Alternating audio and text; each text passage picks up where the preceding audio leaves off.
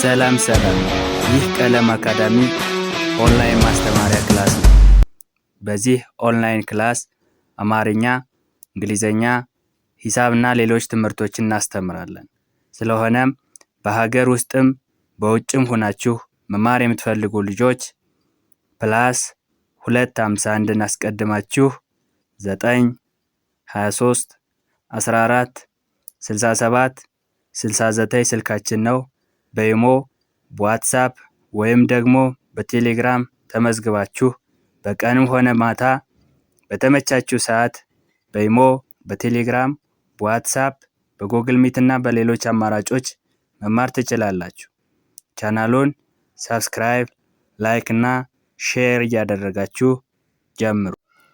ዛሬ ይዤላችሁ የመጣሁት ክፍል 2 የአማርኛ ፊደላትን በእንግሊዘኛ ወይም በላቲን የመጻፍና የማንበብ ልምምድ የሚል ይሆናል ማለት ነው። በባለፈው ቪዲዮ ክፍል 1 የአማርኛ ፊደላትን በእንግሊዘኛ መጻፍ እንዴት እንደምንችል አይተን ነበረ።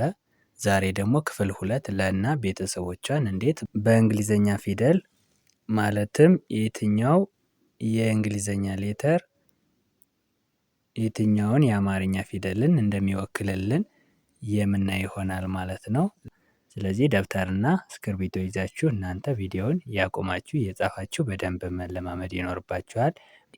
ወደ ክላሳችን ስንመጣ መጀመሪያ የአማርኛ ፊደላት ምን እንደሚመስሉ ለና ቤተሰቦቿን እናያለን። ከዛ ድምፁ በእንግሊዘኛ የትኛው ሌተር የትኛውን ፊደል ይወክልናል የሚለውን እናያለን። ከዛ በሶስተኛ ደረጃ የአማርኛ ጽሑፍን በእንግሊዘኛ ፊደል እየጻፍን የምናይ ይሆናል ማለት ነው። ስለዚህ እዚህ ጋር ስንመጣ የአማርኛ ፊደል የአማርኛ ፊደል ይላል። እዚህ ጋር ለና ቤተሰቦች አሉ። ለ፣ ሉ፣ ሊ፣ ላ፣ ሌ፣ ል፣ ሎ፣ ሎ፣ ል፣ ሌ፣ ላ፣ ሊ፣ ሉ፣ ለ። እዚህ ጋር ስንመጣ ደግሞ ድምፁ በእንግሊዘኛ ይሄንን ፊደል የሚወክልን የእንግሊዘኛ ፊደላት ማለት ነው። ይሄንን ፊደል የአማርኛ ፊደልን የሚወክልልን ወይም የሚያስነብቡልን የእንግሊዘኛ ፊደላት ለ፣ ኤል፣ ኢ ለቤቶችን የሚወክልልን ኤል አለ። ስንተኛ ቤት ላይ ነው ያለው የሚለውን ደግሞ አነባቢዎች ወይም ባውል የምንላቸው አሉ ማለት ነው። ለመጀመሪያ የምንጠቀማት አነባቢ ኢ ነች። ለመጀመሪያ የምንጠቀም አነባቢ ኢ ስለሆነ ኤልኢ ለን ይወክላል። ኤልኢ ለን ይወክላል። ለሁለተኛዎች የምንጠቀመው አነባቢ ዩ ስለሆነ ኤልዩ ሉ ይሆናል። ኤልዩ ሉን ይወክላል። ለሶስተኛ የምንጠቀመው አነባቢ አይ ስለሆነ ኤልአይ ሊን ይወክላል። ኤልአይ ሊን ይወክላል። ለአራተኛዎች የምንጠቀመው አነባቢ ወይም ባውል የምንለው ኤ ስለሆነ ኤልኤ ላን ይሆናል። ኤልኤ ላ ይሆናል። ኤልኤ ላን ይወክላል። ኦኬ። ለአምስተኛዎቹ የምንጠቀመው አነባቢ ኢ ስለሆነ ኤልኢ ሌ ይሆናል። ኤልኢ ሌ ይሆናል። ለስድስተኛዎች የምንጠቀመው አነባቢ አንደኛ አነባቢ አይኖራቸውም። ሳድሶች አንዳንዴ አነባቢ አይኖራቸውም፣ አንዳንዴ ደግሞ ይኖራቸዋል። የሚኖራቸው መጀመሪያ ከመጡና 2 ሳድስ ተከታታይ ከመጡ ሳድሶች አነባቢ አይ ይኖራቸዋል። ከዚህ ውጭ ከሆኑ ግን አነባቢ ስለማይኖራቸው ኤል ብቻዋን ለን ይወክላል ወይም ኤል አይ ለን ይወክላል ማለት ነው። መጀመሪያ ሳድሶች ካልመጡ ወይም ተከታታይ 2 ሳድሶች አንድ ላይ ካልመጡ በስተቀር ኤል ይሆናል ማለት ነው። ተከታታይ 2 ሳድሶች ከመጡና መጀመሪያ ላይ ሳድስ ከመጣ አይ አነባቢ ስለሚኖራቸው ኤል አይ ለን ይወክላል ማለት ነው። ኦኬ። በሰባተኛ ደረጃ የምናገኘው ሎ ነው።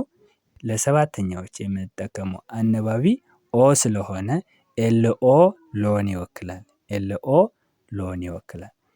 ሎ ኤልኦ ል ኤል ወይም ኤል አይ፣ ሌ ኤል ኢ፣ ላ ኤል ኤ፣ ሊ ኤል አይ፣ ሉ ኤል ዩ፣ ለ ኤል ኢ፣ ለ ኤል ኢ።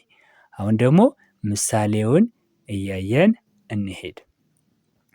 በለ መሰረት የተመሰረተ ቃል ለመደ፣ ለመደ።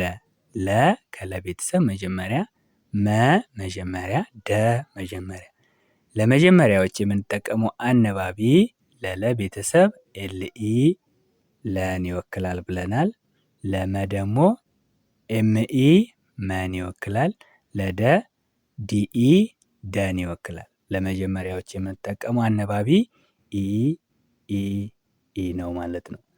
ስለዚህ ኤልኢ ኤምኢ ዲኢ ለመደ፣ ለመደ፣ ለመደ ይሆናል። ኦኬ ሉ ኤልዩ ነው ብለናል። በሉ መሰረት የተመሰረተ ቃል ሉላ፣ ሉላ። ሉ ከለቤተሰብ ሁለተኛ፣ ላ ከለቤተሰብ አራተኛ። ስለዚህ ሉ ለሁለተኛዎች የምንጠቀመው አነባቢ ዩ ነው። ኤልዩ ሉን ይወክላል። ኤልዩ ሉ። ላ አራተኛ ነች። ለአራተኛዎች የምንጠቀመው አነባቢ ኤ ነው። ኤልኤ ላ ነው ተባብለን፣ ስለዚህ ኤልኤ ላ ይሆናል ማለት ነው። ኤልዩ ኤልኤ ሉላ፣ ሉላ ይሆናል። ኦኬ እዚህ ጋር ሶስተኛ ላይ ስንመጣ ሊ ኤል አይ ነው ተባብለናል። በሊ መሰረት የተመሰረተ ቃል ሊስት፣ ሊስት። ሊ ከለቤተሰብ ሶስተኛ፣ ስ ከሰቤተሰብ ስድስተኛ፣ ት ከተቤተሰብ ስድስተኛ፣ ሊስት። ስለዚህ ሊን የሚወክልልን ኤል አይ፣ ኤል አይ ሊን ይወክላል። ስ ሳድስ ነች። ኤስ ስን ትወክላለች። ት ሳድስ ነች። ቲ ትን ይወክላል። ኤል አይ ኤስ ቲ ማለት ሊስት፣ ሊስት፣ ሊስት ዝርዝር ማለት ነው። ሊስት የእንግሊዝኛ ቃል ነው። ሊስት ማለት ዝርዝር ማለት ነው ማለት ነው። ኦኬ እዚህ ጋር ስንመጣ በአራተኛ ደረጃ ላነች። ኤል ኤ ላን ይወክላል። እዚህ ጋር እንደተነጋገር ነው። በላ መሰረት የተመሰረተ ቃል ላም፣ ላም። ላ ከለቤተሰብ አራተኛ ስለሆነች ኤል ኤ ላን ይወክላል። ም ሳድስ ነች፣ መጨረሻ ላይ ነው የመጣችው። ስለዚህ ኤም ምን ይወክላል? ኤል ኤ ኤም ላም፣ ላም። ኦኬ በአምስተኛ ደረጃ የምናገኛት ሌ ነች። ኤል ኤ ሌን ይወክላል። በሌ የተመሰረተ ቃል ሌባ፣ ሌባ። ሌ አምስተኛ፣ ባ ከበቤተሰብ አራተኛ። ስለዚህ ለአምስተኛዎች የምንጠቀመው አነባቢ ኢ ነው። ኤል ኢ ለን ይወክላል። ኤል ኢ ለ ይሆናል። ባ ለአራተኛዎች የምንጠቀመው አነባቢ ኤ ነች፣ ኤ ነች። ቢ ኤ ባን ይወክላል። ኤል ኢ ቢ ኤ ሌባ፣ ሌባ ይሆናል ማለት ነው። ሌባ ይሆናል። ል አንዳንዴ ኤል ብቻ ልትሆን ትችላለች። አንዳንዴ ደግሞ ኤል አይ ሊሆን ይችላል ማለት ነው። ኤል አይ የሚሆንበት አጋጣሚ መጀመሪያ ከመጣና ሳድሶች በተከታታይ ከመጡ ነው ተባብለናል። ስለዚህ በል መሰረት የተመሰረተ ቃል ልብ፣ ል ሳድስ ነች፣ ብም ሳድስ ነች። አሁን ልም ሳድስ ነች፣ ብም ሳድስ ነች። ስለዚህ ሁለት ተከታታይ ሳድስ አለ ማለት ነው። ሁለት ተከታታይ ሳድስ ካለ ኤል አይ ልን ይወክላል ብለናል። ኤል አይ ልን ይወክላል። ብ ሳድስ ነች፣ ምንም አይነት አነባቢ አያስፈልጋትም። ምክንያቱም ከሱ በኋላ ሌላ ሳድስ የለም ወይ ደግሞ መጀመሪያ ላይ አልመጣችም ማለት ነው። ስለዚህ ብን የሚወክል ቢ አለ።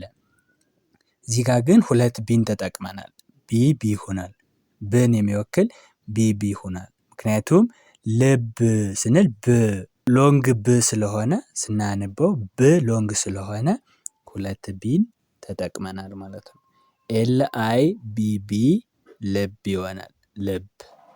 ብ ስንል ሎንግ ስለሆነ ሁለት ቢ ተጠቅመናል ማለት ነው። ኦኬ ሰባተኛ ደረጃ የምናገኘው ሎ ነው። ሎን የሚወክልልን ኤል ኦ ነው። በሎ መሰረት የተመሰረተ ቃል ሎሚ፣ ሎሚ። ሎ ከለቤተሰብ ሰባተኛ ነች። ሚ ከመቤተሰብ ሶስተኛ ነች።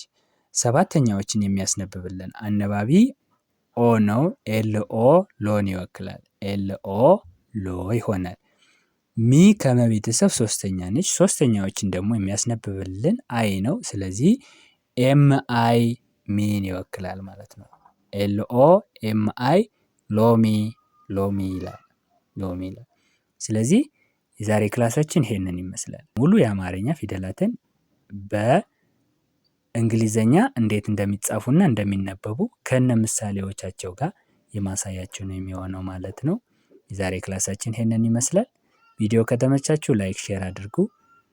እንዲሁም አማርኛ፣ እንግሊዘኛ፣ ሂሳብና ሌሎች ትምህርቶችን በአጭር ጊዜ ውስጥ ማወቅ የምትፈልጉ ካላችሁ ከስር ባለው ስልክ ደውሉ፣ እናስተምራችኋለን። በቀጣይ ክላስ እስከምንገናኝ ድረስ በያላችሁበት ሰላማችሁ ይብዛ። ባይ ባይ።